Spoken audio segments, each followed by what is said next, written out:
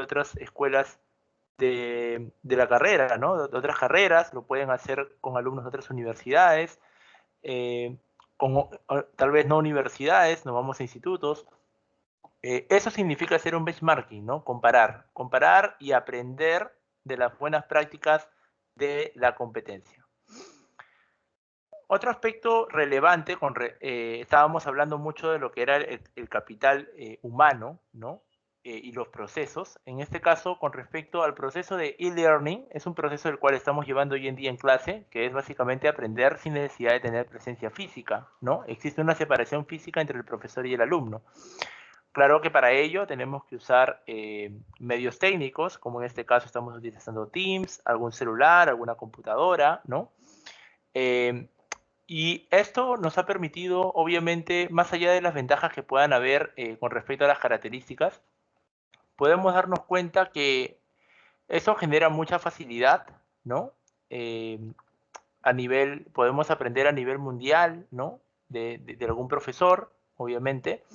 No solamente el proceso de aprendizaje a nivel educativo, me refiero en este caso a universidades, colegios, sino también importante también para los negocios, ¿no? Cuando los negocios quieren capacitar alguna sede que se encuentra obviamente lejana, ¿no? A la sede principal, lo puede hacer a través de estos medios, ¿no? Entonces, es muy importante poder considerar el e-learning como un medio, y hoy en día ante la coyuntura ustedes entenderán que es lo principal, ¿no? Una de las competencias principales que tanto el profesor y el alumno tienen que tener para poder seguir desarrollándose.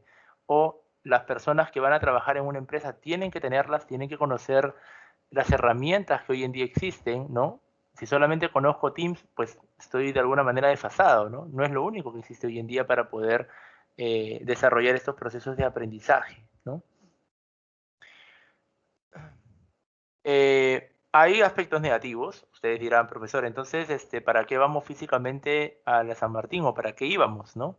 Claro, de todas maneras hay algunos aspectos que se pueden potenciar con una presencia física, ¿no? Por ejemplo, si estamos hablando de alguna educación más orientado a algo que se tiene que trabajar en laboratorio o práctico, ¿no? Ahí sí, de alguna manera es muy relevante la presencia física, ¿no? El manejo físico de las herramientas. Eso sí, muy difícil de poder trasladarlo a un e-learning, ¿no? Pero en la medida de lo posible, bien, ¿no? De hecho, generamos cierta desorientación. Por ejemplo, no solamente acceder a la información, sino también hay un poco control también del profesor a los alumnos o del alumno al profesor, también para poder dirigir ciertas palabras o tomar la atención, ¿no? Ahorita que juega Perú, por ejemplo, también tenemos dicho problema, ¿no? Seguramente durante la clase vamos a tener alumnos distraídos, alumnos que no están, por ejemplo, ¿no? Pero bueno, es decisión de cada uno de ponerse objetivos, ¿no? Y tener la disciplina de llevar a cabo sus actividades. Entonces, eso con respecto al e-learning, ¿no? Ahora, en una de los videos que les compartí, ¿no? En la sesión pasada, estuvimos revisando la realidad de Corea del Sur, ¿no? Y les quedé todavía enviando con respecto a cómo está actualmente, ¿no? Corea del Sur. Y veíamos que Corea del Sur se encuentra ya desarrollando incluso mucho la inteligencia artificial, ¿no? La parte holomatográfica, la realidad virtual, ¿no? Que de alguna manera potencia mucho el e-learning que estamos hablando hace un momento, ¿no? Muy bien. Ahora, otro de los grandes procesos a nivel de organizaciones, se trabaja mucho en lo que es el QFD, ¿sí? El QFD es una de las grandes herramientas que no todos a veces hemos aprendido o aprenderemos, ¿no? A detalle. Sé que en la parte práctica más lo desarrolla la carrera de ingeniería industrial, pero es algo que lo tenemos que tener claro. Creo que toda persona que se va a desempeñar en alguna organización, sea de bienes o servicios, ¿no? El objetivo del QFD es poder establecer, dice, una relación entre los parámetros que definen la calidad en las distintas etapas de diseño, producción y venta de un producto.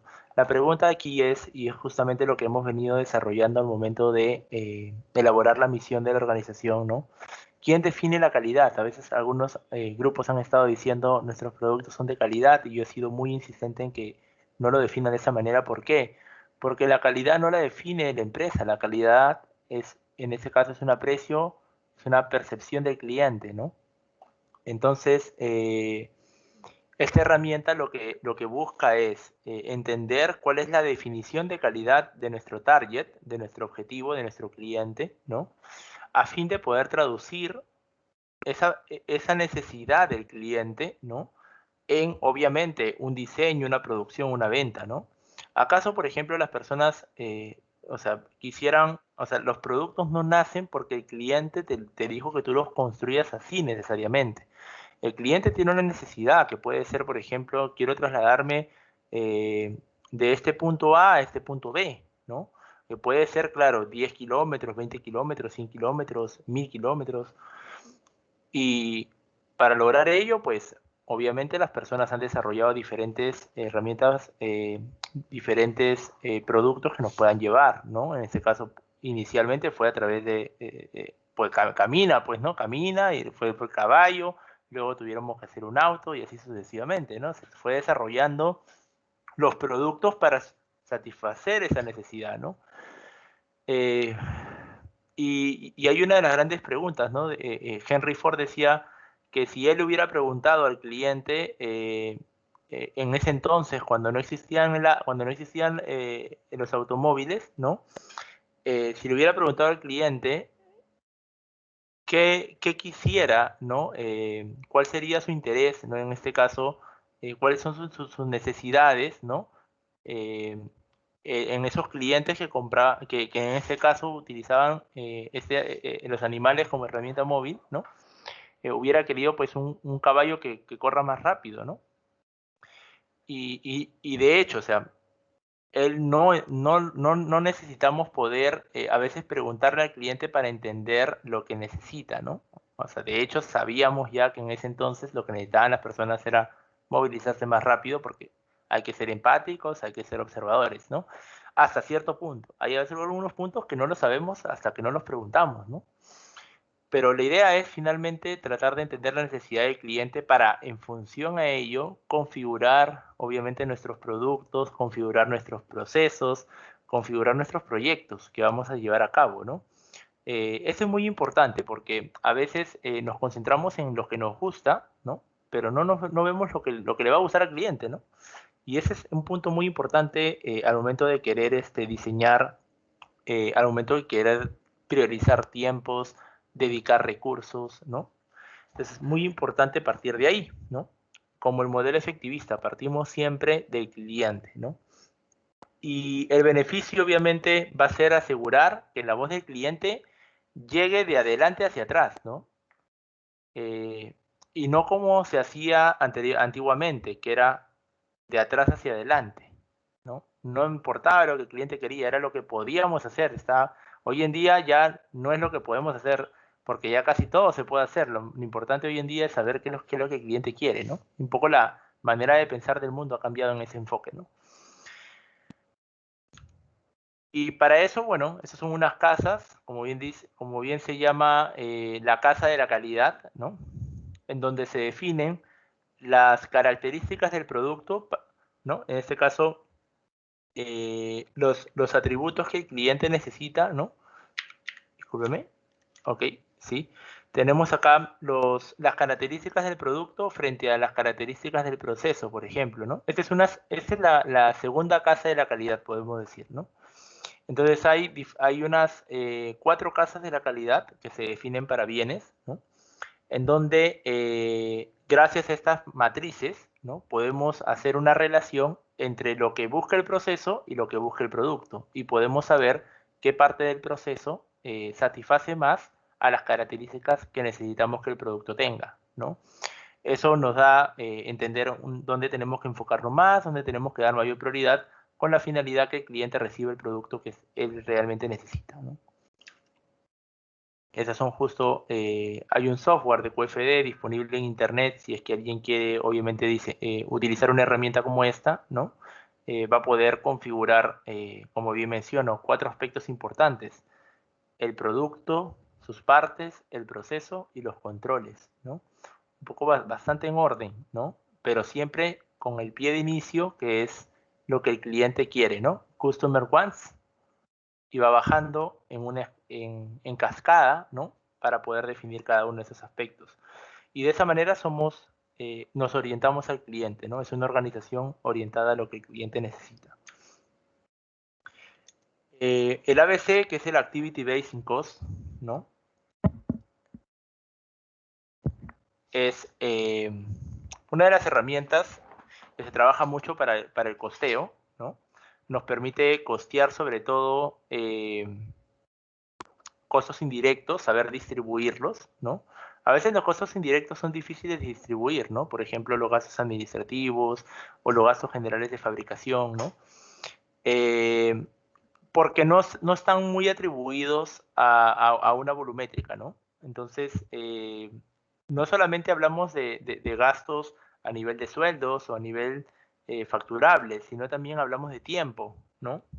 Tiempo dedicado para realizar algún producto o actividad de dicho producto, ¿no? Entonces, gracias a estas herramientas, pues nos permiten poder tener un costeo más exacto de lo que se está produciendo o del servicio que se está brindando, ¿no? Más allá del activo fijo que se esté utilizando, ¿no?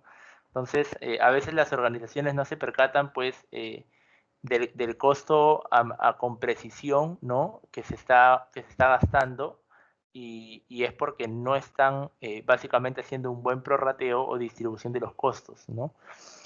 Ahora, no he encontrado una organización o sea, si bien es cierto, teóricamente se ve bastante bien, ¿no? Poder tener un costeo ABC, pero así nomás las organizaciones no ejecutan ese tipo de procesos. Más lo veo en empresas consultoras o asesoras que llevan a cabo obviamente ciertas revisiones de costos en las empresas, y es ahí donde utilizan estas metodologías para percatarse más a detalle de cómo se están distribuyendo los costos, ¿no? Y obviamente hacer recomendaciones sobre cómo debería de la organización empezar a funcionar hacia adelante, ¿no?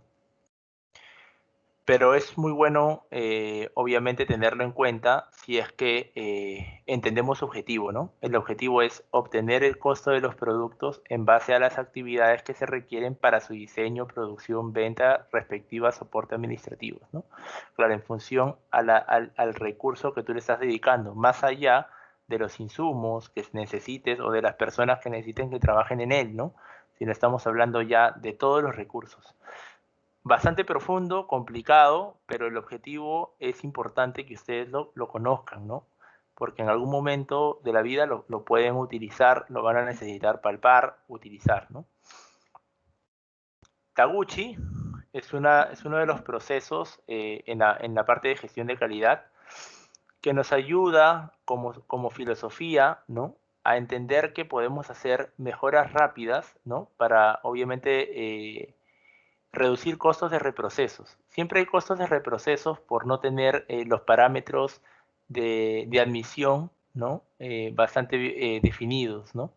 Entonces, esto generalmente Taguchi, o bueno, lo hemos venido aplicando muchísimo cuando trabajamos intervalos, ¿no? Si hablamos de medidas, por ejemplo, si tuviéramos una tuerca, por ejemplo, que necesitemos utilizar en alguna máquina, ¿no?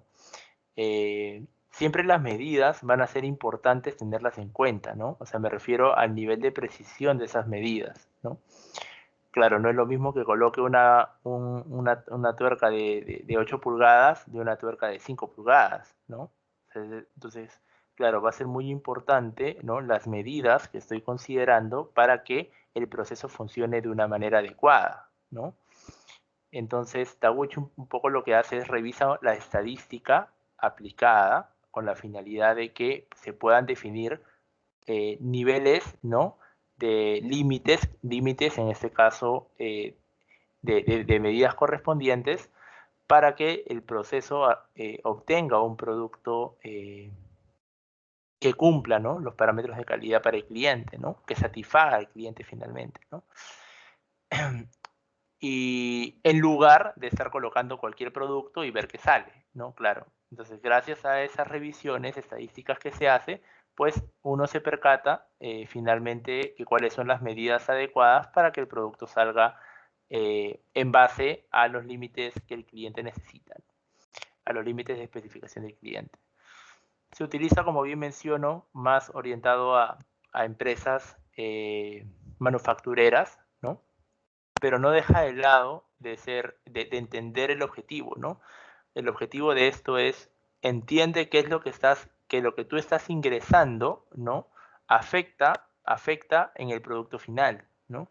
Entonces, si el producto final no sale en las medidas que tú necesitas, es porque algo estás ingresando mal o algo está ocurriendo mal en el proceso. Entonces, existe un control. Tú puedes controlar lo que ingresas, ¿no? Puedes controlar la máquina, configurar la máquina de una manera que te dé el mejor producto.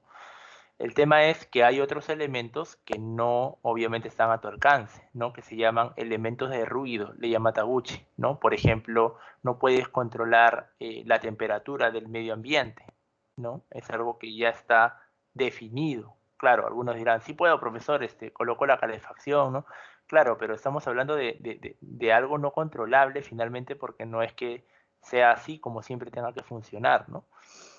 Eh, entonces, si estuviéramos hablando, a veces cuando se hacen procesos de horneado, ¿no? Tú puedes calibrar la temperatura, ¿no? Perfecto. Eh, puedes, obviamente, determinar el tiempo que tiene que estar dentro del horno. No sé, estamos haciendo tal vez un proceso de panificación en panes. Pero hay otros aspectos que tal vez no puedes controlar, ¿no? Por ejemplo, dentro del horno, ¿no? Tú vas a colocar los elementos bajo un tamaño que tú necesitas, ¿no? Entonces, hasta ahí todavía puedes controlar, pero ya cuando sale del horno, ya no vas a poder controlar porque sale al medio ambiente, ¿no? Estás en la temperatura ambiente. Entonces, siempre vas a tener un aspecto que no controlas, pero en la medida de lo posible, lo que sí puedes controlar, lo puedes parametrizar, lo puedes especificar, ¿no? Y eso es lo que básicamente nos dice Taguchi, ¿no? Que podemos especificar ciertos límites, ¿no? En la entrada, en el proceso, con la finalidad de obtener el mejor producto, ¿no?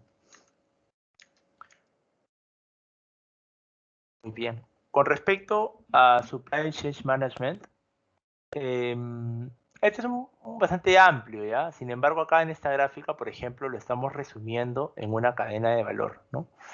La cadena de valor viene del autor Michael Porter, donde se definen las actividades primarias y de soporte que agregan mucho valor en el producto, ¿no? Lo que hablamos de agregar valor, le decimos agregar valor a todo aquel, ¿no? Que el cliente todo aquel atributo, ¿no? Que el producto tenga que el cliente aprecie, ¿no? Por ejemplo, si hablamos de un servicio postventa, por supuesto, eso agrega mucho valor en el cliente. Si hablamos de tecnología, si hablamos de infraestructura, si hablamos de aspectos de producción, claro, hay muchas actividades que agregan valor. Ahora, las actividades que más le van a agregar valor al cliente por, por su propia naturaleza son las actividades que corresponden a la transformación del producto, ¿no? Seguramente en el proceso de producción, ¿no? Porque ahí es donde vamos a poder agregar seguramente mayor valor.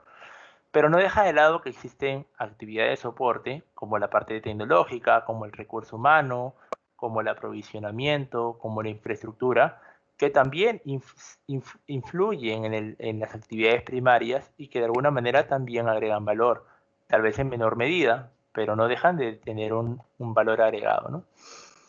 Ahora, cuando hablamos de supply chain management, claro, hacemos referencia a toda esta cadena de aprovisionamiento, pero el tema de supply es un poco más grande que esto, ¿ya?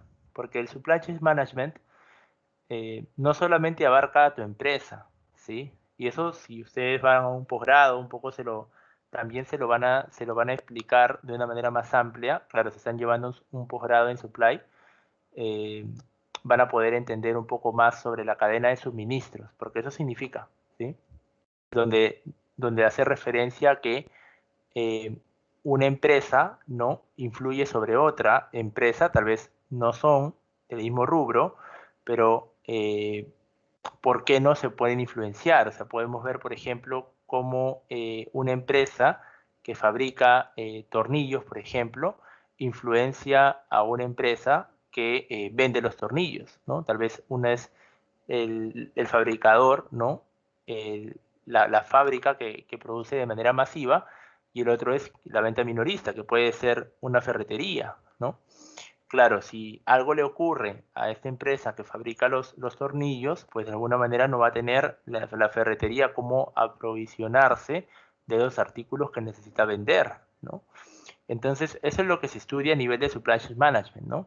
Claro, no estudiamos si a una empresa le va a pasar algo o no, sino es que en ese aspecto lo que se busca estudiar es cómo podemos nosotros trabajar de una manera más cercana o cómo podemos vernos afectados si algo ocurre en la cadena y qué medidas debemos de tomar de manera preventiva, ¿no?, y no reactiva, para que no pase obviamente algún tema de desabastecimiento de la cadena de suministros, ¿no? Por ejemplo, hoy en día que están también quebrando muchas empresas, el sector construcción se ve muy afectado, el sector de cerámicas también, por ejemplo, porque hoy en día la coyuntura es diferente, ¿no? Pues podemos ver cómo la cadena de suministros también se ve afectada. Los precios pueden estar subiendo debido a una escasez de oferta, ¿no? Eso es muy interesante, ¿no? Pero ese es el estudio de la cadena de suministros, ¿no? Ahora, aquí en esta gráfica se está viendo la cadena de valor. Este es de una empresa en específico, ¿no? No es toda la cadena de suministros, porque si quisiera toda la cadena de suministros, así como esta cadena de valor, tendría la cadena de valor de varias empresas, ¿no?, que se relacionan entre sí, porque es desde que se comienza a fabricar el primer artículo hasta que se le entrega el producto al cliente, ¿no? Entonces, ahí hay una cadena de suministros, ¿no?, que es diferente a hablar de una cadena de valor. ¿Sí? Cadena de suministros, suministro, proveedor cliente, el cliente es proveedor de otro cliente, y así sucesivamente, ¿no? Se forma una cadena de suministros, ¿no? Se van suministrando entre sí hasta que el cliente recibe su producto, ¿no? Bien. Dice lo siguiente, ¿no? La administración de la cadena de suministros abarca todas las actividades relacionadas con el flujo y transformación de productos y servicios asociados, ¿no?, desde la etapa de la materia prima hasta el usuario final, así como los flujos de información que se relacionan en ganancias para los componentes de la cadena. Claro, acá ya el concepto un poco más, ¿no?, más orientado a una definición clara, pero no pierdan de foco lo que les acabo de decir. O sea, ¿por qué se llama cadena de suministros, no? Es porque todos se suministran, obviamente, sea un producto materia prima, un producto intermedio, un producto terminado, porque todos son suministros, ¿no? Uno es el suministro de otro, ¿no? Y así sucesivamente. La ingeniería concurrente, no quiero entrar mucho aquí, pero hace referencia a que es importante al momento de querer diseñar algún producto, algún proceso, ¿no?, tener obviamente siempre un trabajo interdisciplinario, ¿no?, que todos puedan colaborar, ¿no? Entonces, por ejemplo, cuando hacemos QFD, cuando trabajamos desde lo que el cliente necesita para configurar toda nuestra estructura de la empresa, me refiero a nivel de producto, partes, procesos y controles, ahí estamos haciendo mucho de ingeniería concurrente, ¿no? Por esa razón, una de las primeras partes trabaja, por ejemplo, Taguchi, ¿no?, o QFD.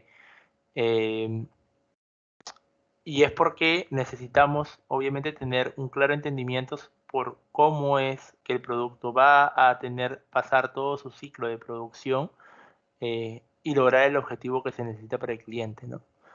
Entonces, la ingeniería concurrente, por su nombre, todos concurren en una solución, ¿no? El outsourcing, bueno, en ese entonces, hace como unos 30 años atrás no era muy conocido. Hoy en día todas las empresas hacen outsourcing, ¿no?, de algún proceso de producción, de algún servicio que necesiten, con la finalidad obviamente de reducir sus costos, ¿no? Entonces, claramente el objetivo de un outsourcing es reducir costos. Otro de los objetivos importantes de un outsourcing es, más allá de reducir costos, a veces también eleva la productividad. O sea, me refiero a que puede elevar, no, incluso ni siquiera la productividad solamente, incluso la satisfacción del cliente, ¿no? Nosotros podemos hacer un outsourcing del servicio de postventa, claro, tal vez porque no tengo la capacidad de ofrecerle con mis propios recursos a mis clientes un servicio de postventa.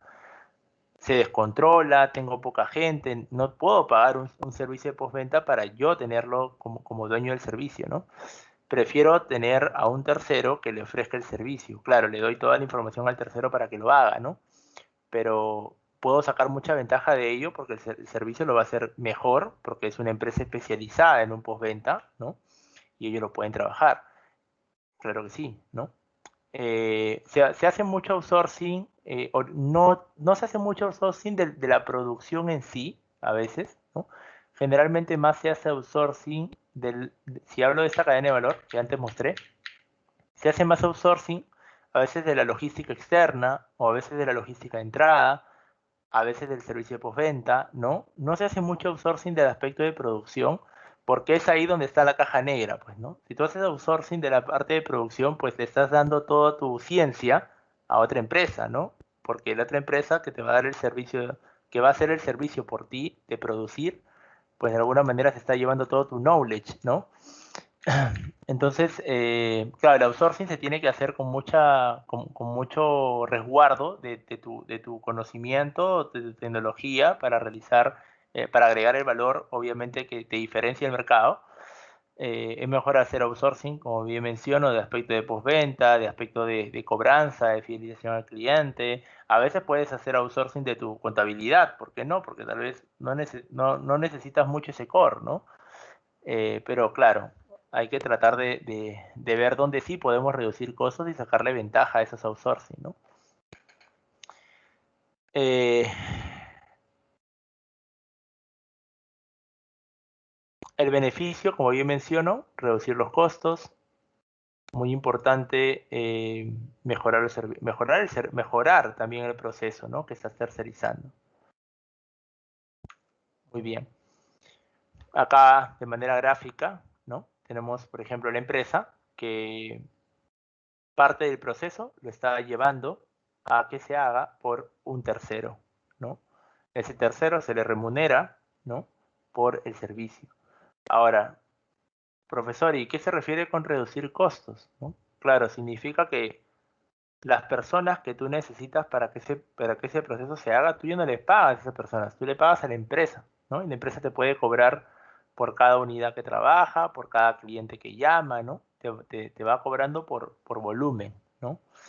Puede ser conveniente. De todas maneras, vamos a tener que ver hasta qué punto, ¿no? Hay un punto de equilibrio en donde sí te conviene, ¿no?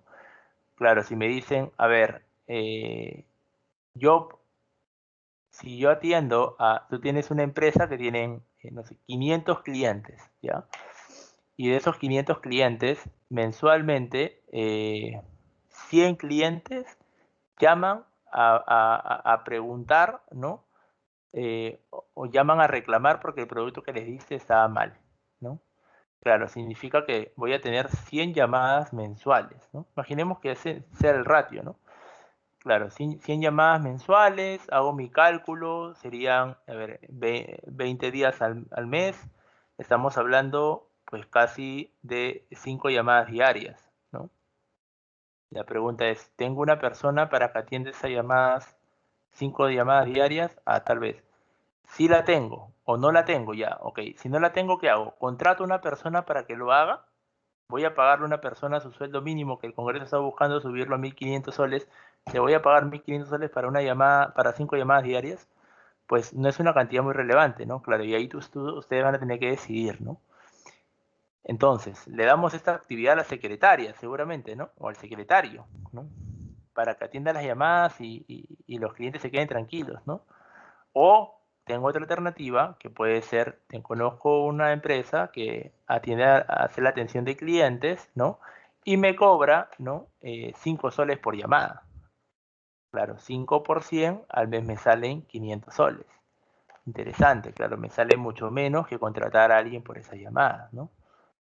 Sí, puede ser, ¿no? Entonces, pero ¿qué pasa si fueran, no sean 100 clientes, fueran 1000 clientes?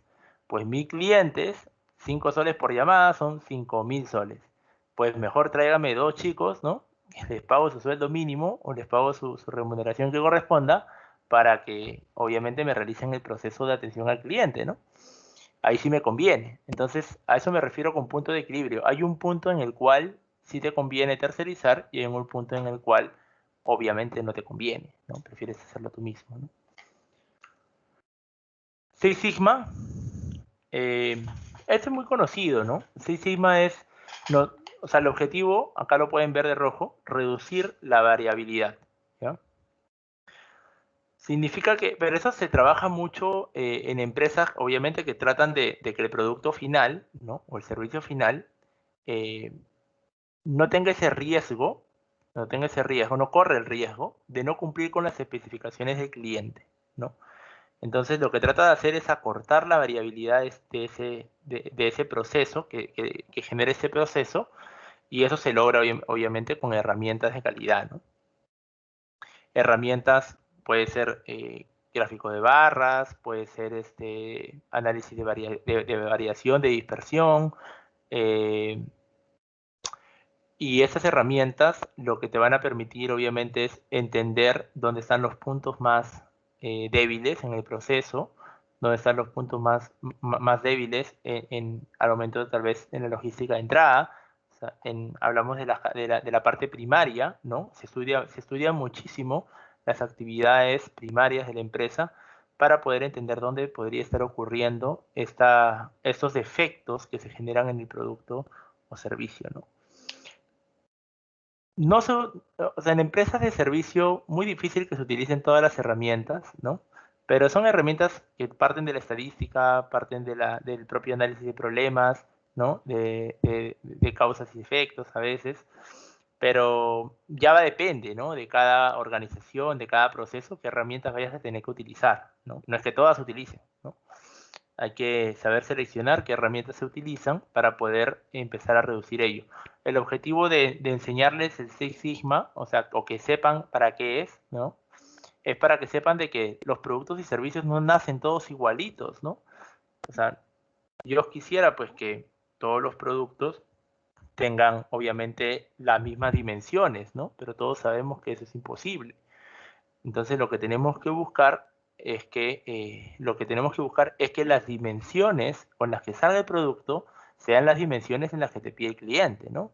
Siendo exagerados, ¿no? Si tú pides un cuadro de 20 por 20, ¿no? De 20 centímetros por 20 centímetros, ¿no? Imaginemos para tu foto, ¿no? Y te trae, pues, un cuadro de 50 por 50, pues ya te das cuenta, pues, qué rotundo error, ¿no? Claro, pero hay algunos procesos que sí necesitan ser milimétricos, como por ejemplo cuando hablamos de tornillos o elementos que se utilizan mucho en los laboratorios, ¿no? Hay que ser muy precisos con lo que se está haciendo, muy exactos, ¿no? Hasta todavía con medidas de precisión, ¿no? Claro, son herramientas que se utilizan para, también obviamente tienen una necesidad muy delicada, ¿no? Y es por esa razón que hay que llevar a cabo, obviamente, herramientas como esta, ¿no? Metodologías como esta. Finalmente, la prospectiva, ¿no? Nosotros vamos a utilizar prospectiva en este curso, sí. Vamos a utilizar una herramienta de prospectiva que se llama el análisis estructural. ¿Con qué finalidad? Con la finalidad que ustedes, para empezar, la prospectiva tiene como finalidad poder entender, ¿no? Cuál va a ser el efecto que genere ciertas acciones que ustedes tomen, ¿no? Pero no es un efecto directo o vertical, ¿sí? Sino es un efecto global que puede generar, ¿no? Se estudia mucho cuando se toman, por ejemplo, decisiones políticas, se estudia mucho en decisiones del Estado, me refiero a decisiones municipales, a veces sindicales en algunos casos, ¿no? Para saber cómo va a reaccionar un gran grupo de personas, ¿no? a una decisión de esa magnitud, ¿no? Porque si el Estado, por ejemplo, toma una decisión, como les decía, de incrementar el sueldo, hay muchos efectos, ¿no? Hay efectos en la propia economía, me refiero a en la relación oferta-demanda, ¿no?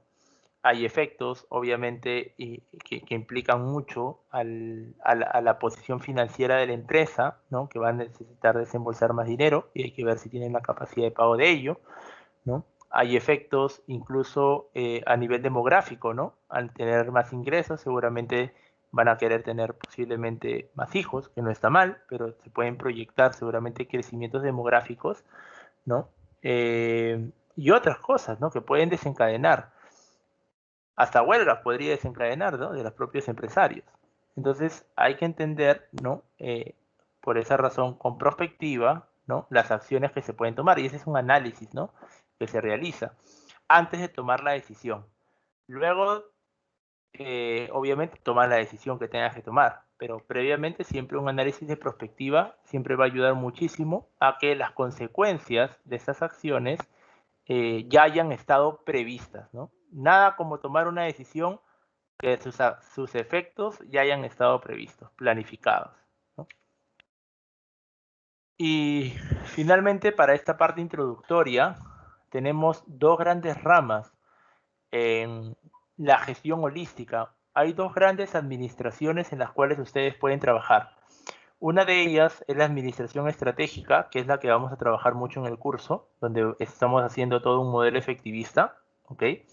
Hemos empezado por la misión, visión y valores para poder realizar la administración estratégica, que siempre va a ser la parte más grande de una organización, o sea, lo que la organización busca, ¿sí? Y la parte operativa, como su palabra dice, es cómo operativizamos la estrategia, ¿no? Y ya estamos orientados acá a la operación per se, ¿no? Salimos del pensamiento a la acción, ¿no? Y en esa acción, de hecho, tenemos que trabajar con diferentes herramientas que hemos visto. Hemos visto bueno, Six Sigma, ¿no? Lean Manufacturing también se trabaja, o Lean Six Sigma, siempre hay herramientas Lean que se van fusionando. TQM, que es el Total Quality Management, ¿no? En la gestión de calidad, como hemos visto en la Casa de la Calidad, que es una de las grandes herramientas. Hay 5S, hay teoría de restricciones, hay herramientas orientadas a PCP, como MRP o como TOC, que antes acabo de mencionar. Filosofía JIT, para conocer cómo se va a trabajar el sistema de provisionamiento. Y así sucesivamente, ¿no? Pero esto ya es más, como bien menciono, las operaciones. El mundo de las operaciones siempre va a ser un mundo muy importante porque, como bien mencioné inicialmente, acá ocurren las actividades primarias, ¿no? Acá se desencadenan, ¿no? Pero claro, este es el esfuerzo, ese es, como bien digo, pienso luego existo, ¿no? Pensamos en la parte estratégica y existimos en la parte operativa, ¿no? Pero ¿qué pasa si tú piensas en una parte estratégica, en algo mal formulado, aún así lo operes bien, el destino de la empresa no tiene futuro, me dejo entender, o sea, no va a tener un futuro eh, adecuado, un futuro exitoso, ¿no? Por esa razón es muy importante el orden, ¿no? Primero hay que pensar, ¿no? De manera adecuada nuestras oportunidades, en qué somos buenos, en qué somos malos, ¿no? A fin de entender la estrategia adecuada, ¿no? Y obviamente ahí sí gastar todos los esfuerzos operativos que necesitemos para que esa estrategia se cumpla, ¿no? Porque es la ruta para llegar al éxito, ¿no? Imagínense si fuera al revés, o sea, ejecutamos y luego pensamos, ¿no? Ustedes entenderán que así no funciona hoy en día el mundo, ¿no? Es más, ahora último estamos mucho en el sentir, ¿no? Eh, entonces, claro, primero hay que pensar, luego existir, ¿no? Y ese es un poco lo que vamos a hacer primero nosotros en el curso, ¿no? Vamos a hacer una adecuada administración estratégica y ya la parte de operaciones, ustedes ya la están trabajando en otros cursos, ¿no? Para eso han llevado, no me refiero a los cursos previos, sino ustedes tienen una currícula que los va a llevar, obviamente, a cursos más a detalle de lo que se hace en las operaciones, ¿no? cada uno en su rama. Industrial tiene lo suyo, sistemas tiene lo suyo, ¿ok? Pero nunca se olviden que todos los esfuerzos unitarios que podemos estar haciendo en la parte de operaciones tiene una razón, tiene un pensamiento de a dónde nos dirigimos, ¿sí? Eso es lo más irrelevante que ustedes siempre tienen que tener en cuenta, no solamente como alumnos, no me refiero también como futuros profesionales y como actualmente también trabajadores de algunas empresas, ¿no? Entender hacia dónde nos dirigimos siempre nos va a dar un plus al momento de hacer nuestra acción operativa, ¿no? Y hay un gran ejemplo, una vez creo que ya les comenté, en donde le hacen una pregunta a un obrero de construcción, ¿no? Y le dicen, ¿usted qué está haciendo, no? Y él dice, pues estoy picando una piedra, ¿no? Pero cuando le preguntan a un obrero de construcción de una empresa muy reconocida, ¿sí? Él dice, estoy construyendo una mansión donde van acá a vivir eh, una serie de familias, ¿no? De la empresa, ¿no? Entonces, la diferencia está en que uno solamente se dedicaba a la acción inmediata y el otro sabía lo que estaba haciendo, sabía la acción inmediata, pero su interés iba más a lo que realmente se estaba construyendo o lo que estaba generalmente, cuál era el futuro de lo que estaba, en lo que él estaba ejecutando, ¿no? Entonces, esa es la diferencia, ¿no? Muy importante que ustedes sepan esa diferencia como alumnos al momento de querer contribuir en algo, ¿no? No vean mucho la parte operativa solamente, sino también nunca pierdan de foco que hay una razón por la cual se están haciendo las cosas, ¿no? Muy bien. ¿Dudas hasta aquí?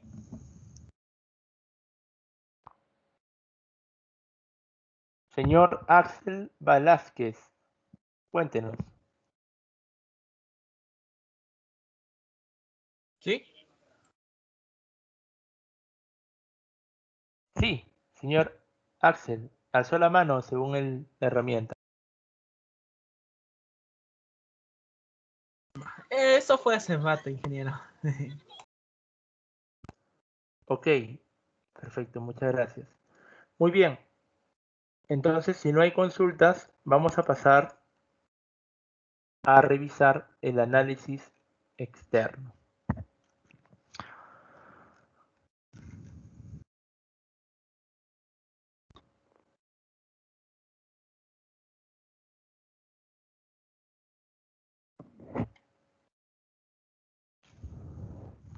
Muy bien. A ver, en esta parte vamos a dedicar lo que queda de la clase a poder avanzar todo lo que es el diagnóstico interno y externo, ¿sí? Que es donde tenemos que concentrarnos para las siguientes, para esta semana, obviamente, poder tener esto muy avanzado, ¿ok? ¿Qué significa esto, no? El diagnóstico interno y el diagnóstico externo, ¿no? Como sus palabras lo mencionan, uno es hacia adentro y otro es hacia afuera. ¿De qué? De la organización, ¿no? Estamos ubicados en el planeamiento estratégico corporativo. Sabemos que ya hemos elaborado la misión, visión y valores y nos encontramos en esta etapa, ¿eh? Rápidamente hemos avanzado, ¿sí? Pero en esta etapa del análisis interno y externo voy a necesitar que ustedes trabajen muy bien en equipo porque hay mucha información que se puede rescatar, ¿ok? Tenemos acá la herramienta que la conocemos muy bien y estaríamos ubicados ahora en esta parte donde dice variables internas, externas y MPC. Muy bien, vamos a empezar con el diagnóstico interno. Acá ustedes tienen una definición, ¿ya? Pero para ser breves y muy alineado a lo que acabamos de ver en la diapositiva anterior, ustedes tienen dos maneras de hacer un análisis interno, ¿sí? O sea, van a tener dos maneras en este curso y la idea es que ustedes escojan una de ellas al momento de hacer su trabajo, ¿no? En una parte tienen el análisis de la cadena de valor, ¿sí? ¿Qué significa el análisis de la cadena de valor? Significa que ustedes van a elaborar, van a diagramar, dibujar la cadena de valor de la empresa, ¿no? Cuáles son las actividades primarias y cuáles son las actividades de soporte, ¿no? ¿Con qué finalidad hacen eso? Con la finalidad de poder entender todas las actividades que agregan valor de la empresa. Eso es cuando haces la cadena de valor, ¿sí? O sea, primero consideras, contemplas todas las actividades que hay. Hasta ahí, primera parte. Luego, a cada una de las actividades de la cadena de valor van a indicar cuáles son las fortalezas y limitaciones de la empresa para cada una de esas actividades. ¿Qué significa eso? Significa qué hace bien y qué hace mal la empresa en cada una de esas actividades. Ese es el análisis a través de la cadena de valor. ¿Ok? Repito, análisis a través de la cadena de valor, colocan las actividades que agregan valor, ¿no? Primarias y de soporte, como la gráfica que mostré la sesión anterior, ¿no? En la diapositiva anterior, y a cada una de las actividades van a comenzar a explicar qué es lo que la empresa hace bien y qué hace mal, ¿no? Cuáles son sus fortalezas y limitaciones de cada actividad. La otra manera de realizar el análisis interno es utilizar una herramienta que se llama AMOFIT. Se lo voy a escribir aquí, ¿sí? AMOFIT, ¿ok? Las siglas las pueden encontrar si quieren en internet, pero las voy a decir, ¿no?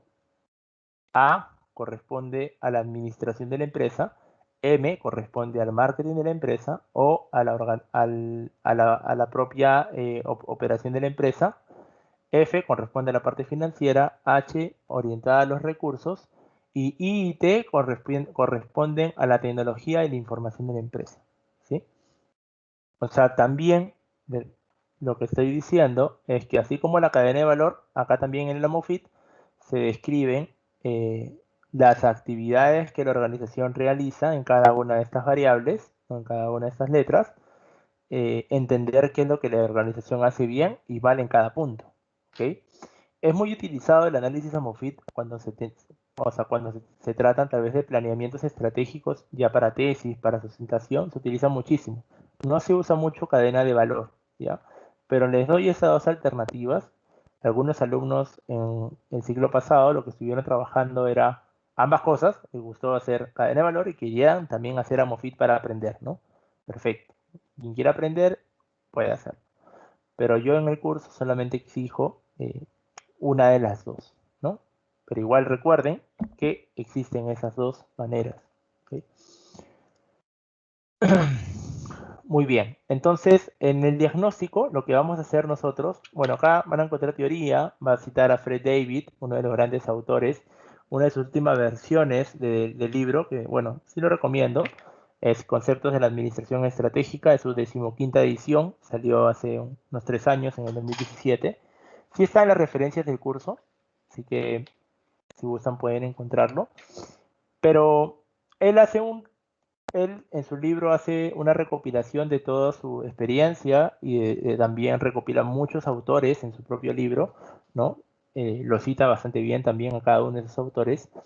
Y es una fuente que de alguna manera sí les va a ayudar si gustan tener más conocimientos de los que se imparten en este curso ya actualmente, ¿no? Entonces, él dice que más allá de hacer AMOFIT y más allá de hacer cadena de valor, pueden trabajar también un análisis para esos aspectos. Muy parecido, ¿no? Analicen la administración de la empresa, el mercadeo, o sea, marketing, la área de finanzas, cómo están el área de operaciones, o que le llama producción, investigación y planeamiento, lo que yo le llamo investigación y tecnología, ¿no? IT. Muy bien.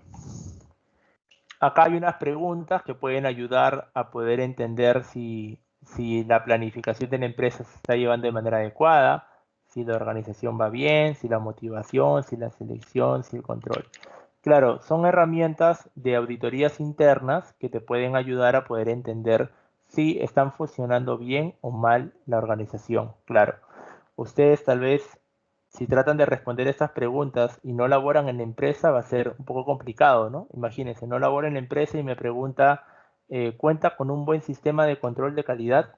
Pues de alguna manera no lo voy a saber, ¿no? Entonces, son preguntas referenciales para las personas obviamente que no tienen información, no es necesario que la respondan, ¿sí? Pero claro, puede ser muy útil si es que trabajo en la empresa y puedo responder a estas preguntas, me va a ayudar a entender en dónde puedo mejorar todavía en la empresa, ¿no? Muy bien. Entonces, cuando ya tengamos el análisis de la cadena de valor o el AMOFIT y o el AMOFIT, ¿sí? Vamos a poder elaborar una lista, ¿no? De las fortalezas y limitaciones de la empresa, ¿no?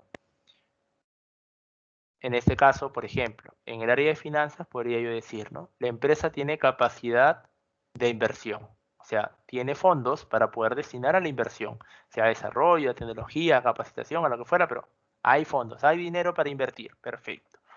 Esa es una fortaleza, ¿no? Una limitación puede ser en el entorno laboral que la empresa tiene un mal clima laboral, por ejemplo, o un bajo clima laboral, o no tiene una política de incentivos, o el estilo de liderazgo es autoritario, ¿no?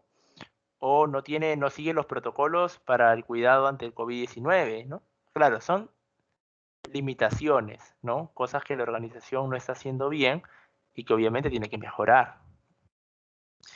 Entonces, ustedes van a elaborar esa lista de fortalezas y limitaciones en base a lo ya analizado, ¿no? Ejemplo de lo que se tiene que trabajar ya como resultado de ese análisis interno, ¿sí? Como resultado, ustedes van a tener fortalezas, ¿no? Por ejemplo, aquí esta empresa Giga tenía ciertas fortalezas. Estabilidad laboral, tecnología operativa, cobertura nacional, diversificación en los servicios, otros, ¿ya? O sea, todo lo que hacía bien, ¿no? Tenía limitaciones. No tenían capacitación, su sistema no funcionaba, los manuales y reglamentos internos no tenían, no hay una cultura de planificación, la dirección no tenía claridad en lo que hacía, etcétera, ¿no? Sí, claro, se ha elaborado una lista, ¿no? De fortalezas y limitaciones. Seguidamente, lo que realizamos es una matriz de factores internos. ¿Qué significa esta matriz? ¿No? Es una matriz parecida a lo que ya hemos trabajado para la misión y visión, ¿no? Vamos a colocar, pero es más fácil, o sea, me refiero, no tiene tantos campos, ¿ya? Directamente colocamos los factores. ¿Qué factores, profesor? Fortalezas y limitaciones. Todas las fortalezas y limitaciones. Luego, a cada uno de estos factores le vamos a colocar un nivel de importancia, ¿no? ¿Qué se refiere con importancia? Claro, recuerden que hablábamos de la cadena de valor y que habrían actividades que importaban más que otras, ¿no? Claro, siempre van a haber algunos factores que impacten más, obviamente, a los resultados de la empresa. Por ejemplo, no es lo mismo hablar de, de la técnica en el trabajo en una empresa que el principal core del negocio es dar servicio, en este caso de estivo y desestivo, o sea, de carga y descarga de arrumajes, ¿no? Esa técnica en el trabajo va a ser vista por la empresa que recibe el servicio, ¿no? O sea, son personas que tienen que ser calificadas al momento de brindar el servicio, ¿no? Entonces, ese es el core del negocio, ¿no? Es la parte operativa del negocio, ¿no? Entonces, yo no puede pesar lo mismo este factor que, por ejemplo, la cobertura nacional, por ejemplo. No puede pesar lo mismo, ¿no? Algo tiene que pesar más que otro. O sea, más allá que tengamos cobertura nacional, va a ser más importante que tengamos técnica en el trabajo, ¿no? La cobertura puede esperar, ¿no? O sea, podemos no tener la mejor cobertura del mundo, pero la técnica en el trabajo no es algo que pueda faltar, ¿no? Es muy importante. Entonces, por esa razón pueden ver ustedes que la técnica del trabajo tiene el puntaje más alto, ¿no? Hay otros que tienen puntaje alto, como la flexibilidad en el servicio, los sistemas de información. Es una empresa que perdía mucho dinero por no tener un sistema de información eficiente. Tenían trabajadores al interno que hurtaban fondos, obviamente, a la empresa, ¿no? Y la empresa no se percataba, ¿no? Entonces, claro, o sea, podemos darnos cuenta que el nivel de importancia tiene un sentido, algo pasa, ¿no? Algo se necesita ya. La clasificación ya viene a ser en las escalas que vimos en la clase pasada, ¿no? Tenemos 4 valores, ¿no? Que podemos asignar, 1, 2, 3 y 4, ¿no? Y cada uno de esos valores se asigna, obviamente, de manera respectiva, ¿no? Si tenemos una fortaleza, las fortalezas existen 2 tipos, fortaleza menor y fortaleza mayor. Por esa razón, del valor F1 a F8 se evalúa de 3 a 4, ¿no? Pueden ver que acá hay 375, profesor, ¿y por qué hay decimal? Ya lo vimos en la sesión pasada, ¿no? Hablábamos de que habían decimales, lo vimos en sesiones pasadas, habían decimales porque siempre calculábamos, obviamente, un promedio, ¿no? Creo que les asigné que por lo menos 4 votaciones, ¿no? En cada uno de sus grupos. Y con respecto a las limitaciones, tenemos también nosotros una clasificación, ¿no? En este caso, la clasificación en limitaciones sabemos que es entre 1 y 2, ¿no? 1 es porque la entidad carece de ese factor, o sea, malísimo, ¿no? 2, regular. Y el ponderado es el valor final que vamos a obtener de cada uno de estos factores, ¿no? Ya como ponderado podemos ver aquí que el resultado de todas las sumatorias de esos ponderados da 2.425, ¿no? ¿Alguien se acuerda cómo se concluye cuando obtenemos este valor de 2.425?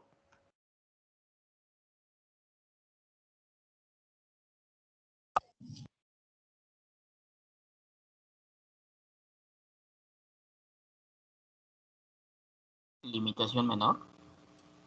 Limitación menor, profesor. Fortaleza Muy bien. menor. Es una limitación menor. Así es. ¿Sí? Claro, porque está entre el valor de 2 a 2.5. Muy bien. ¿Sí? Entonces, cuando ustedes terminen de realizar esta matriz de factores internos, ustedes mismos van a concluir, ¿no? La de organización con respecto a los factores internos presenta limitaciones menores. Listo. Muy bien. Diagnóstico externo. En el diagnóstico externo tenemos nosotros todo el entorno de la organización, ¿sí? Nunca hablamos sobre la organización, hablamos del entorno. Afecta al sector en donde se encuentra la organización, ¿sí? Pero no es que afecte, sí, va a afectar a la organización, pero no hablamos en primera persona de la organización, sino hablamos del entorno, del sector, qué está ocurriendo, ¿sí? Entonces, claro, también acá, a diferencia del interno, acá no vamos a identificar fortalezas y limitaciones. Lo que vamos a identificar son oportunidades y riesgos de su empresa, ¿ya? Dice lo siguiente, las oportunidades y los riesgos, ¿sí?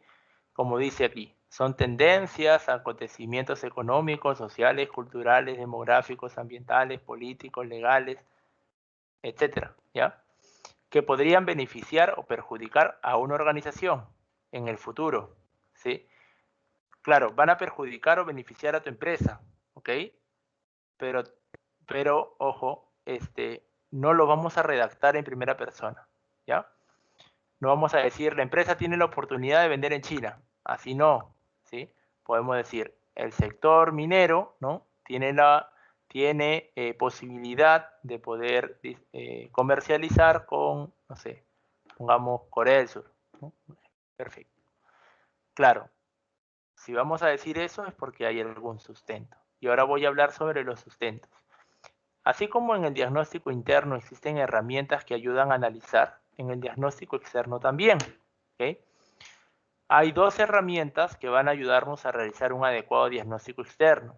No son herramientas que para ustedes deben de ser novedosas. Si para alguien es nuevo, pues bienvenido, ¿no? Una de ellas es el análisis PESTE, ¿sí? Y la otra es el análisis de las 5 fuerzas de Porter. ¿Okay? Voy a mostrarles ambas de manera inmediata, ¿sí? Lo van a tener también de información para llevar a cabo su trabajo.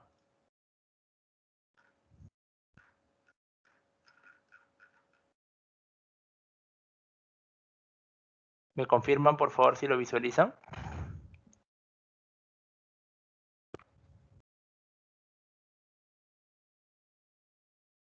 Sí, que normal se visualiza.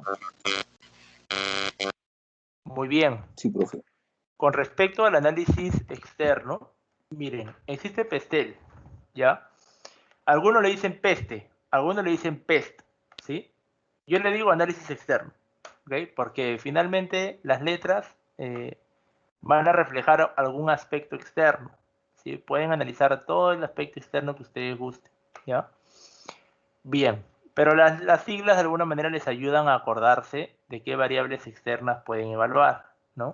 O deberían por lo menos evaluar, ¿no?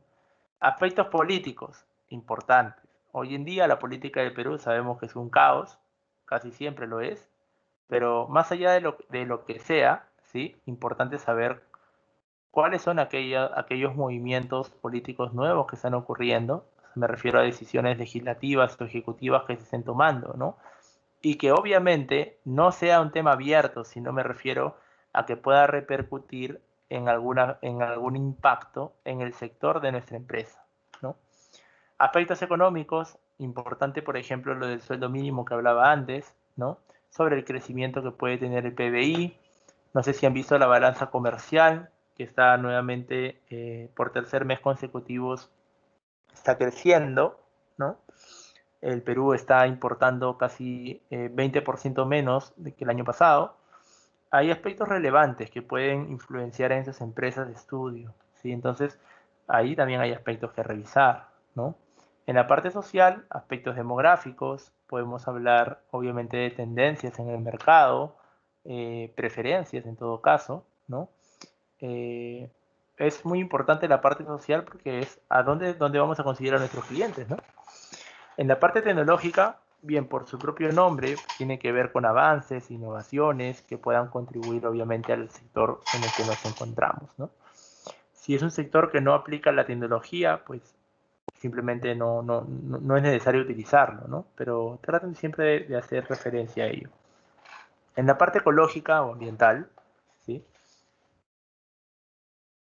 Muy importante ver si el sector está haciendo algunos cambios, algunas adecuaciones referente al impacto ambiental, ¿no? Por ejemplo, no muy lejano el tema de los plásticos, ustedes saben todo el cambio que ha habido, ¿no? Respecto a utilizar plásticos. Y es algo que impacta casi todos los negocios, ¿no? El plástico era o sea, no necesariamente porque el producto tenga que ser de plástico, me refiero a que ha sido un tema un cambio muy rotundo, ¿no? O sea, hasta ahora, por ejemplo, yo no me acostumbro no usar la bolsa de plástico cuando salgo de comprar, ¿no? Eh, ahora te la venden incluso, ¿no? Ya básicamente es fuera de costumbre, ¿no? Pero claro, es un tema muy interesante, ¿no? Pero no, eso es un ejemplo. Ojo, cada uno de ustedes obviamente debe tener un análisis diferente en función al sector en el que se encuentra la empresa. En la parte legislativa, que va más orientada a la parte de normas, leyes, decretos, resoluciones, no la recomiendo separar, ¿sí? Recomiendo que esté más amarrado con la parte política, si pueden, hacen las dos juntas. En este análisis, acá les estoy dando un poco más de información, ¿ya? Para que puedan entender qué aspectos deberían de considerar al momento de hacer el análisis, ¿no? En la parte política, bueno, hay países que sí lo necesitan, por ejemplo, riesgos de invasión militar. Si estuviéramos en Israel, de todas maneras, en Irak, pues de hecho va a ser una variable muy analizada a nivel PESTEL. El marco legal, la protección de propiedad intelectual, las normas comerciales, socios comerciales, favorecidos. Hoy en día, ante el COVID, ustedes pueden ver que el aspecto político, cómo ha perjudicado a los gimnasios, cómo ha perjudicado a los negocios que tienen que ver con el arte, ¿no? Eh, interesante, o sea, muy importante siempre tener este frente claro, conocerlo, obviamente, porque es ahí donde se abren muchas oportunidades, ¿no? Y para los que no se benefician, pues altos riesgos. Análisis económicos, como los que hablaba. En la parte política, antes que me olvide, acá hay, ¿dónde consigo información? Pues tienes el diario peruano, tienes el comercio, tienes gestión, como herramientas formales, obviamente, por donde viene toda esa información, ¿no? La televisión también, obviamente. En la parte económica, de hecho, me respaldaría mucho con los resúmenes, ¿sí? Si ustedes pueden revisar los boletines de resumen del BCR, que saca de manera semanal, el boletín semanal, te habla mucho de la información de tipo de cambio, te habla mucho de la información de la inflación, del precio de los metales, te habla de la balanza comercial que antes le comenté, te habla mucho sobre el PBI, ¿no? Otras maneras de poder complementar esta información con tasas de desempleo, tasas de interés, que también lo menciona, pero la tasa de interés la pueden revisar, por ejemplo, en la página del BCR, discúlpeme, en la SBS, ¿ok? En la Superintendencia de Banco y Seguro también se ven estudios evolutivos de tasas de interés. Se dirá, pero profesor, ¿la tasa de interés para qué? Claro, porque imagínense que la tasa de interés comience a subir, pues eso genera obviamente una contracción del crecimiento, porque a mayor tasa de interés las personas no van a querer endeudarse, ¿no? Y hoy en día una de las razones por las cuales el BCR reduce la tasa de referencia es porque al reducir la tasa de referencia va a generar obviamente que los bancos comiencen a reducir, tengan posibilidad de reducir sus tasas de interés, y al reducir las tasas de interés eso genera pues obviamente una expansión del mercado porque las personas se van a comenzar a endeudar a tasas más baratas, ¿no? Claro, eso se le llama una política expansiva. Es la decisión del BCR hoy en día, es tener una política expansiva para poder contrarrestar el decrecimiento que genera la coyuntura actual ante el COVID, ¿no? Y así, ¿no? De hecho, el INEI tienen, como menciono, el BCR, la SBS, Ministerio de la Producción, Ministerio de Economía. O sea, hay mucha información que ustedes pueden rescatar para poder sustentar qué es lo que queremos decir, cómo está la economía en el país y si va a impactar de manera negativa o positiva a la posición en la que se encuentra nuestra empresa, ¿no? Análisis social, ya lo comenté. También temas orientados, pueden conseguir información en Internet, me refiero a estas fuentes que antes mencioné.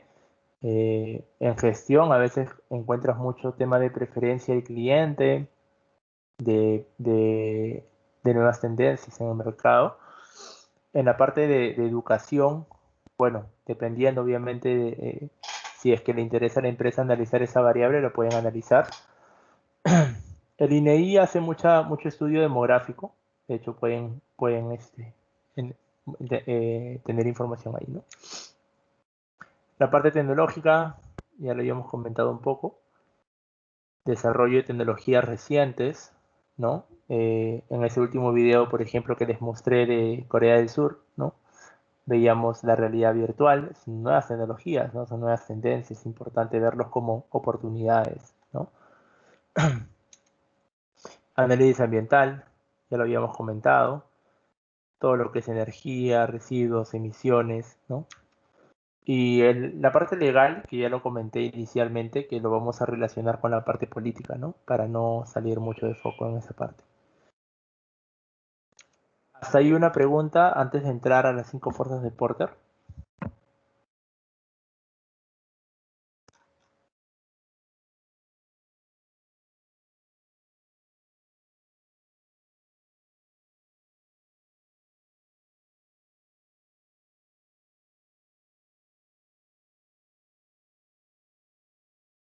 Ninguna. Muy bien. Vamos a ver las 5 fuerzas de Porter.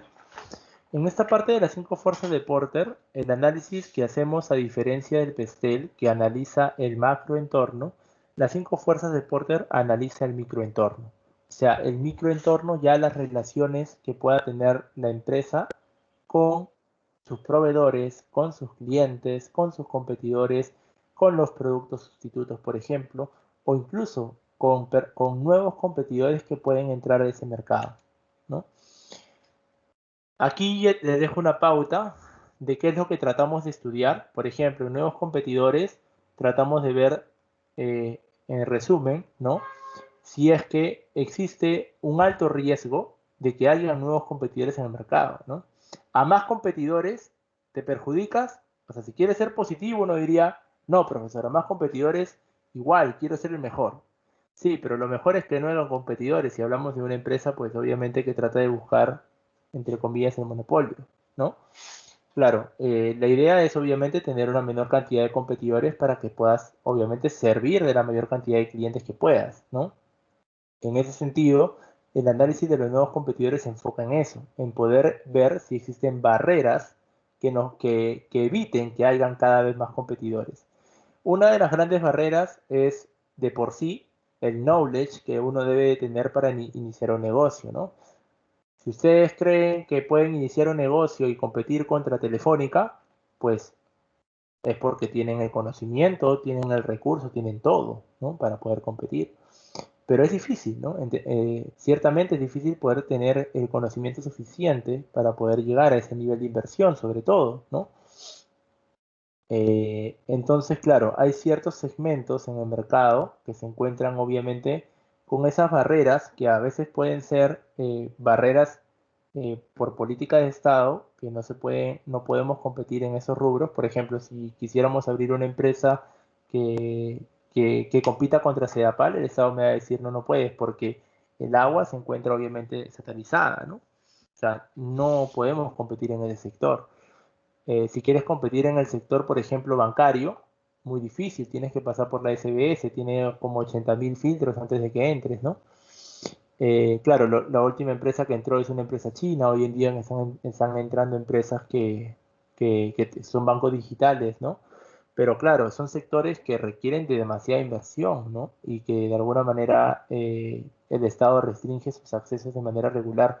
Pero si quiero competir contra una lavandería, bueno, lo podemos hacer, si se dan cuenta no hay mucha barrera, la inversión es baja, estamos hablando de una inversión de capital aproximadamente entre 10.000 a 15.000 soles si queremos hacer algo pequeño, y se puede hacer, ¿no? Claro, entonces las barreras con los competidores tienen que ver con eso, ¿no? De hecho, mientras más barreras para tu empresa es mejor, porque vas a competir con vas a tener menor competencia, ¿no? Negociaciones con proveedores, el poder de negociación con los proveedores, ¿no? Este punto lo que trata de estudiar es si la empresa tiene poder sobre los proveedores o los proveedores tienen poder sobre la empresa. ¿Cuándo nos damos cuenta de eso? De una manera sencilla, a veces nos damos cuenta cuando tenemos el único proveedor de dicha materia prima es la empresa Pepito. ¿Y ahora qué hacemos, no? O sea, bien que sea la empresa que me provea esa materia prima, que bajo las características que yo necesito, pero ¿qué pasa si Pepito comienza a subir el precio, ¿no? Y no hay otra empresa en el mercado que me dé esa materia prima, ¿no? Ese insumo. Pues estoy frito, lo voy a tener que comprar, sea el precio que sea, ¿no? Y eso genera pues un poco poder de negociación frente a ese proveedor. Sobre todo si ese proveedor tiene a un montón de clientes así como yo pidiéndole ese producto, ¿no? Entonces imagínense, mi poder de negociación no es nada, ¿no? Frente a él. Claro, y ese poder de negociación o sea, lo establece el propio, la propia libertad de mercado, ¿no? O sea, podemos darnos cuenta que mientras que la libertad de mercado exista, pues esos muchos, o sea, esa escena se va a dar muchísimo, ¿no? Ahora, también puede ser lo contrario, puede ser que yo sea el único cliente para ese proveedor, ¿no? Y yo tenga para elegir a 50 proveedores. Ahí, ¿quién tiene el poder de negociación? Obviamente yo tengo el poder de negociación como cliente, ¿no? Si yo quiero, le digo, no, yo te compro, pero más barato, pues. Y él me va a tener que bajar el precio, porque si no le digo, tengo otros 49, ¿no? Que puedo comprarles el mismo producto, la misma calidad o menor precio. Entonces, como bien menciono, ¿no? El mercado naturalmente comienza a generar estos poderes sin que uno se dé cuenta. Ahora, una manera de poder reducirle el poder de negociación a un proveedor es cuando tú tienes la posibilidad de integrar hacia atrás, ¿no? Si tú integras hacia atrás, o sea, me refiero, y tú comienzas a también fabricar, tú mismo eres fabricante de tu materia prima, ¿no? Pues ya no necesitas al proveedor y le quitas el poder, ¿no?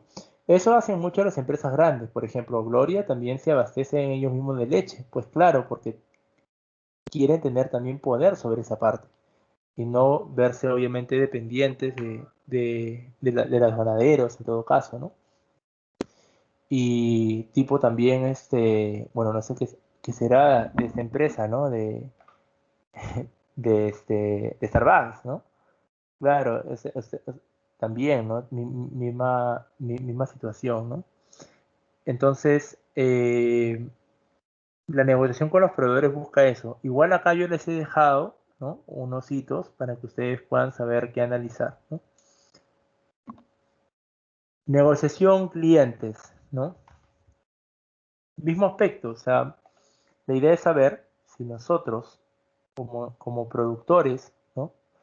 Tenemos poder sobre nuestros clientes. Y va a ser la misma relación que hemos visto con los proveedores. O sea, si nosotros somos su único proveedor de este producto, pues de alguna manera tenemos mucho poder, ¿no? Y somos los únicos que provee este producto. Ahora, si mi cliente tiene a 50 al lado a quien comprar, pues voy a tener que ajustar, ¿no?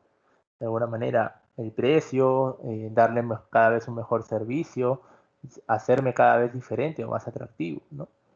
Claro, porque si no, pues esta persona puede mañana más tarde, pues cerrar negociaciones conmigo y comenzar a comprarle a otro. Por esa razón existen muchas alianzas estratégicas, ¿no? Con la finalidad de poder tener una relación más duradera, ¿no? También acá hay un tema de unos hitos también que les he dejado para que comiencen a estudiar, ¿no?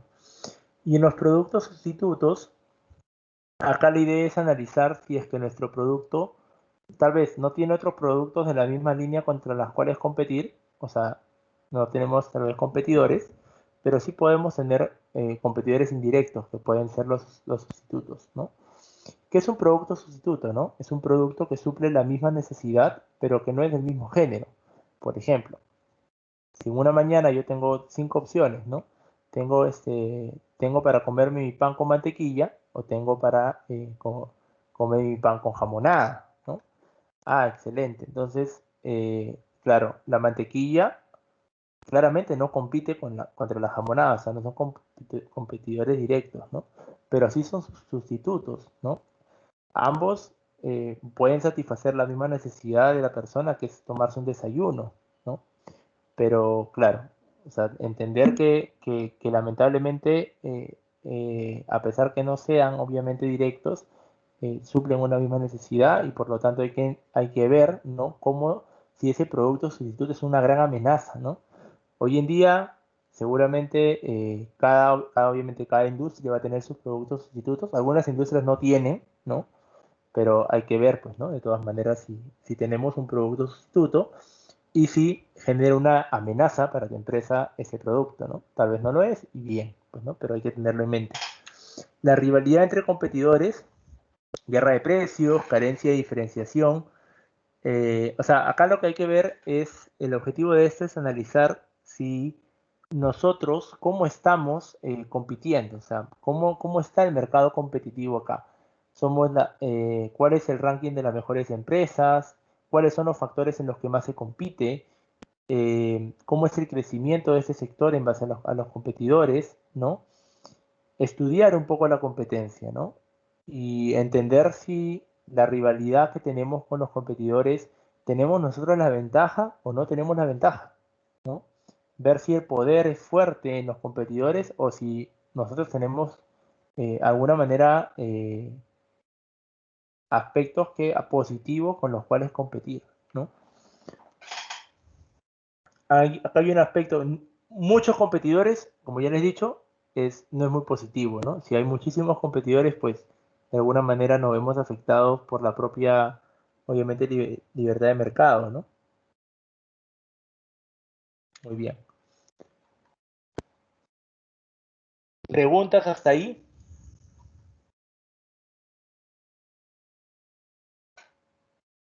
Muy bien, ninguna pregunta. Ahora, con respecto al, al análisis PESTEL, ¿no? Nosotros del análisis PESTEL, vamos a poner acá,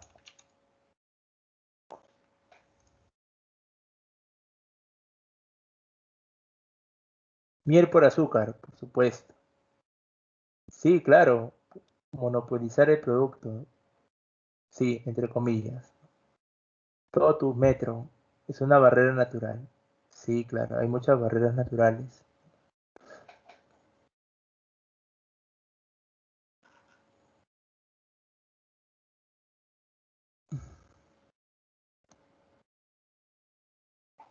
Para ello no hay entidad reguladora. ¿A qué se refiere con para ello? ¿Para cuál?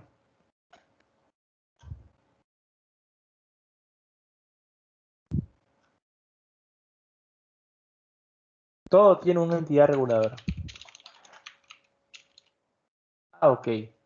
Sí, claro. En realidad no se puede monopolizar, ¿no? De alguna manera lo que se busca es no tener monopolios en el mercado, ¿no? Pero la pregunta es que no es que esté penado, ¿no? Que haya monopolios, ¿no? El tema es que los monopolios se crean solos. Por ejemplo, si ustedes construyen la máquina del tiempo, ¿no? La pregunta es, ¿tienes el monopolio? Claro, porque eres el único que ha construido la máquina del tiempo, ¿no? El tema es si estás obligando a tener el monopolio, ¿no? O sea, impides que otras personas entren a tu giro de negocio. Eso es lo que no se puede.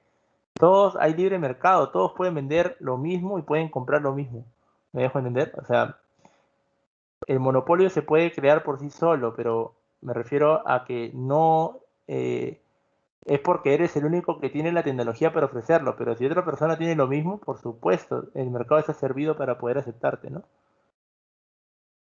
Sí, Indecopy como un ente regulador para el cliente, ¿no? Porque el cliente obviamente quiere un libre mercado, quiere tener más productores de ese mismo servicio o producto, ¿no? Sí, a veces el monopolio, como le digo, se crea, o sea, quiso decir Incafarma, entiendo, ¿no? Medifarma, a veces las farmacéuticas generan a veces grupos muy importantes, ¿no? Que ya parece un monopolio, o sea, es como si los precios ya estuvieran definidos por estas grandes corporaciones, ¿no? Pero bueno, o sea, no es tan sencillo de poder impedir ello, ¿no? O sea, sí hay, obviamente, sí, regulación, en este caso, como bien menciona su compañero de Indecopy, de poder revisar, pues, ¿no? Que todo esto no sea, obviamente, no se esté trabajando, ¿no? Los precios de manera confabulada, que esa sería la idea, ¿no? Grupo Intercorp, también grandes grupos, ¿no? Pero eso está permitido, como les digo, está permitido hacer grupos y de alguna manera, aunque no lo creamos, pues oculta mucha parte de lo que habla, de lo que se puede concebir como un monopolio, ¿no? Sí, como no puedes competir, únete. Sí, sí, a veces, bueno, hasta el Estado a veces peca de ello, ¿no? Muy bien, entonces, creo que hasta ahí hay bastante información. Solo para cerrar la presentación de hoy, dos puntos. Del análisis PESTEL vamos a poder rescatar lo siguiente, ¿sí?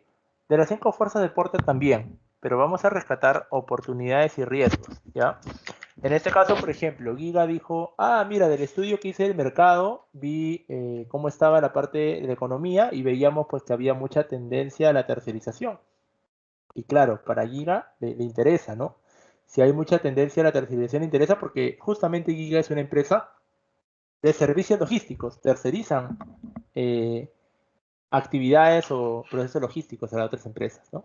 Entonces, si en la parte económica ellos evidencian que hay mucha tercerización logística, pues de alguna manera, obviamente, va a ser para ellos una oportunidad. Pero nuevamente repito, no lo digo en primera persona, o sea, no lo digo a nivel de empresa, lo digo a nivel de sector, ¿no? Hay una tendencia a la tercerización, claro, es una oportunidad bien escrita porque hablamos de forma total, ¿no? No hablo que sea para mi empresa, es global, ¿ok? Ahora, el hecho adicional a esta parte, por favor, muy importante, ¿sí? Que siempre en cada uno de los factores, en oportunidades y riesgos, no dejen las cosas sin dar valorizaciones, ¿sí? Acá yo lo he hecho así porque, bueno, entenderán que los valores cambian siempre, entonces, si yo quiero decir tendencia a la tercerización, tengo que decir, de manera correcta sería, ¿no? Se evidencia, ojo, se evidencia un incremento de la tercerización de un 30% con respecto a años anteriores, ¿no? Por ejemplo, ¿sí? Ahí estoy haciendo una clara valorización, porque las noticias, toda información que ustedes vayan a rescatar, no es cualitativa solamente, también tiene aspectos cuantitativos, entonces ustedes tienen que colocar información resumida, ¿ok? Claro, ojo que acá no está el análisis PESTEL. El análisis PESTEL es una herramienta previo a esto, ¿sí? Es la fuente. Pero aquí, al momento de describir la oportunidad, van a hacer el resumen del resumen, pero con números, ¿ok? Igual la segunda, por ejemplo, incremento de movimiento de carga hacia provincia. ¿Qué significa? Que hay muchas empresas que están trasladando sus productos a provincia, ¿no? Muchas empresas que están llevando el mercado hacia allá. Entonces, claro, profesor, ¿así está bien? Sí, puedes decirlo así, pero también números, ¿sí? Hay un incremento de 40% de las ventas que se realizan en provincia y que tienen las empresas en Lima. Ah, interesante, hay muchas empresas que trasladan. Y así sucesivamente, ¿ok? Cada oportunidad que ustedes hayan rescatado. Nuevamente repito, aspectos externos, ¿ya? En riesgos también van a colocar los riesgos que la empresa, que se encuentren para el sector de la empresa, ¿sí? Por ejemplo, aparición de nuevos competidores en el mercado. Interesante, si pueden colocar la información de cuáles son los competidores que se han acoplado al mercado, también para tenerlos en cuenta como información, ¿no? Tal vez ahí no acompañamos mucho con números, a menos que dijéramos, pues, por ejemplo, ¿no? Si estamos en un sector bancario y vemos a una empresa, no sé, entra un banco, el banco chino, ¿no? Por ejemplo, el CCBC, entra y dice, puedes decir, el reciente competidor se evidencia que incrementa sus colocaciones en el mercado en 50%, ¿no? Interesante, o sea, estoy hablando puntualmente de un competidor nuevo que ha entrado y que se está viendo pues claramente sus crecimientos, ¿no? O sea, lo estoy siguiendo. Nada más, ¿no? Puede haber obviamente otras maneras de ver ya en función a lo que ustedes se encuentren, la manera de redactar qué está pasando con las competencias, con las nuevas entradas, puede ser. Personal renuncia por mejoras ofertas de trabajo. Tal vez hoy en día ante el COVID, pues ustedes dirán, pues tal vez uno de los grandes riesgos, ¿no? Que pueden tener todas las empresas de todos los sectores, ¿no? De forma globalizada, pues es que el personal, ¿no? Comienza, o sea, si estamos hablando de empresas que trabajan con edades medias o adultos mayores, ¿no? Personal indispuesto, ¿no? A poder realizar labores desde el hogar, ¿no? O, o pérdida de personal, ¿no?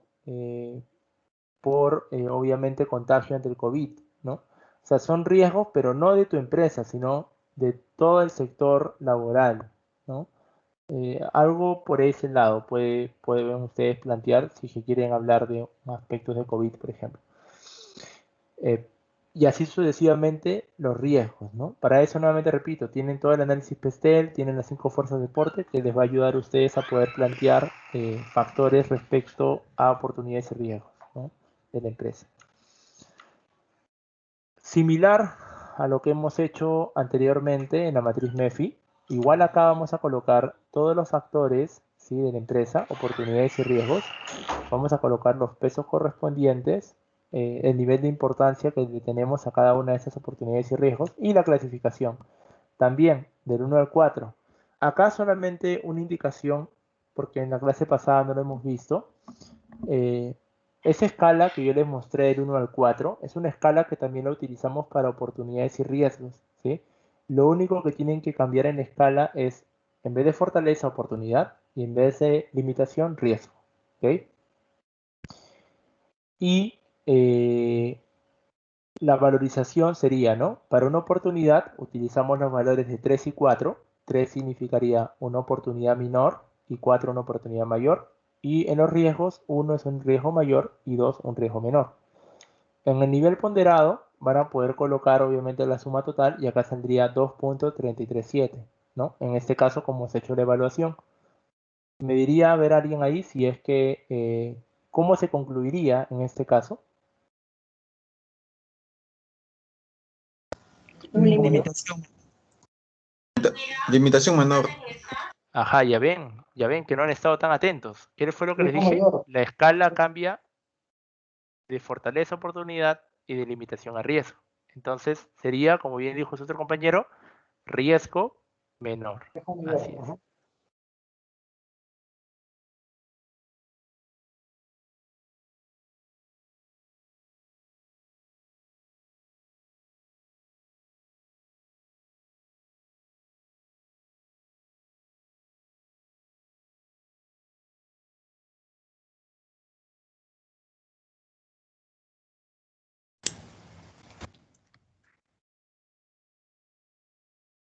Disculpen.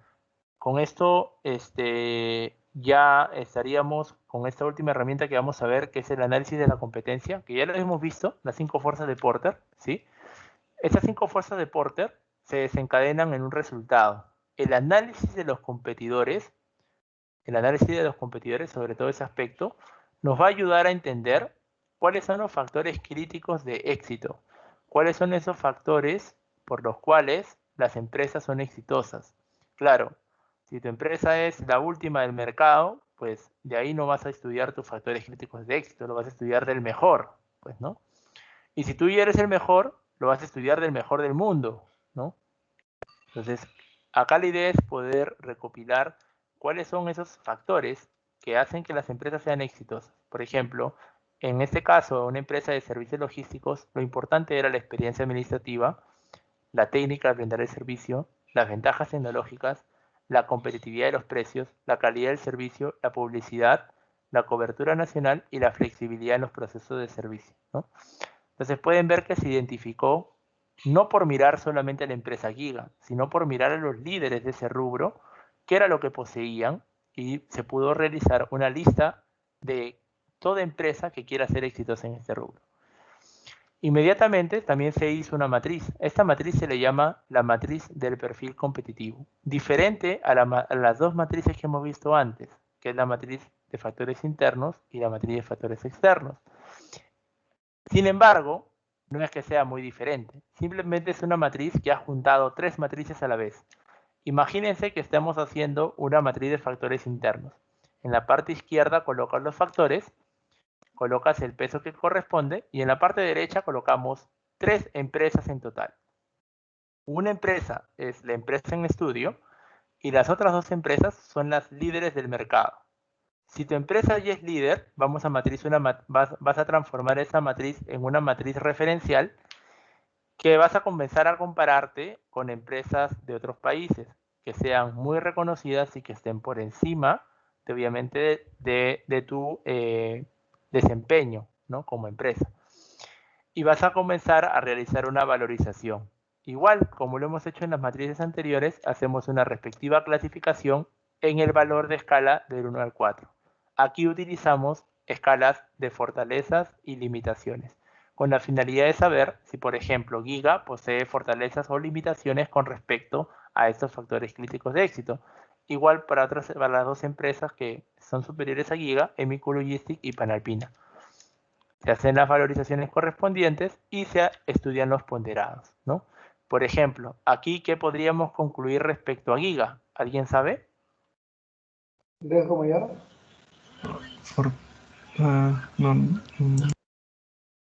Profe, Uy, ¿qué pasó? ¿Qué ha pasado, señores? Los mareé, creo, ¿ah? Riesgo mayor, profe. Ingeniero, una consulta. ¿Se toma en Sí. cuenta el rojo o el azul o el verde? Así es, muy bien, buena pregunta. ¿Okay? ¿Cuál es la base? Acá hay 3 resultados. Cada resultado es para su respectiva empresa, ¿sí? Para Giga. En este caso, ¿qué podemos concluir para Giga? Riesgo mayor. Ya. Riesgo mayor, dice su compañero. Sin embargo, cuando yo les comenté sobre las clasificaciones se hacen bajo la valorización de una matriz de factores internos. Y una matriz de factores internos, como hemos visto, se evalúa por fortalezas y limitaciones. Entonces va del 1 al 4, pero en fortalezas y limitaciones. Entonces sería Limitación menor. una limitación menor, ¿sí? Porque su puntaje está entre 2 a 2.5. Y lo que se concluiría en este caso sería que Giga, respecto a los factores críticos de éxito, posee limitaciones menores. Hemicul Logistic posee fortalezas mayores y Panalpina fortalezas mayores también.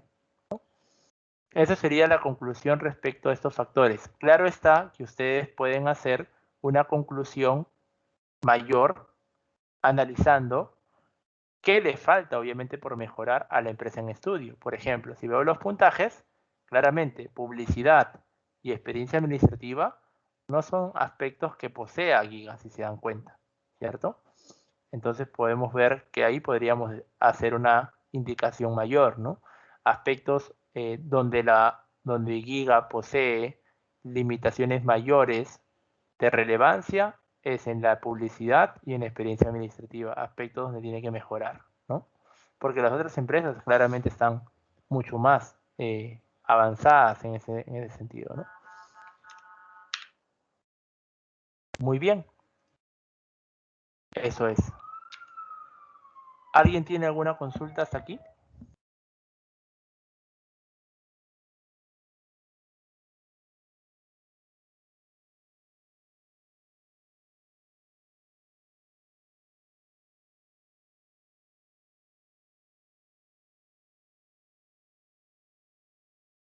Sí. Bueno, no le dije la fecha, pero es para el jueves. No, en realidad no quiero ser exigente para decirles para el jueves, pero el día jueves, ¿sí? Vamos a avanzar teoría, no voy a avanzar el trabajo porque esto puede demorar. El día martes que viene vamos a dedicar revisión, ¿ok? Entonces, el día martes que viene vamos a hacer revisiones. Para el día martes tuvieron que haber desarrollado estas herramientas que acabo de mostrar el día de hoy, ¿ok? Entonces, como le estoy dando plazo hasta el martes, el día jueves lo que vamos a avanzar no es temas del trabajo final, sino vamos a trabajar la parte teórica de la administración que todavía tenemos que avanzar. Vamos a entrar a la parte de planificación. Muy bien. Y la práctica, sí, la práctica vamos a verla todavía. Tal vez el día jueves les comento más al respecto. ¿Ok?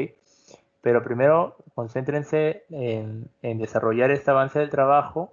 El día jueves trabajamos parte teórica y la próxima semana ya vemos qué es lo que trabajamos. El día jueves les voy a comentar más sobre las evaluaciones. Sí, así es. Será igual que la primera por grupos. Sí, correcto. Así es.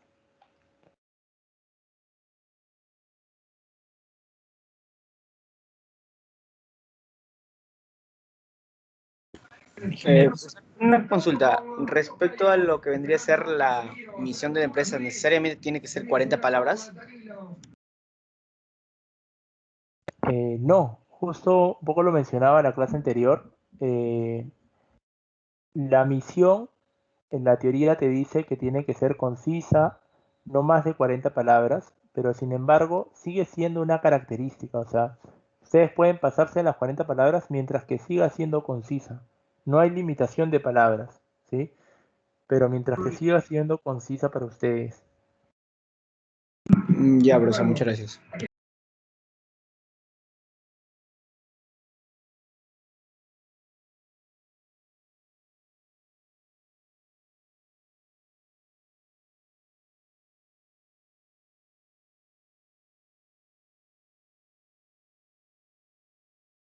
Muy bien. Si no hay más consultas, los dejo por favor trabajar en grupo. Y obviamente hasta aquí queda la clase. Hasta luego, Ya, profe. ingeniero. Sí, hasta luego. Cualquier consulta estoy en el chat. Ok, profe.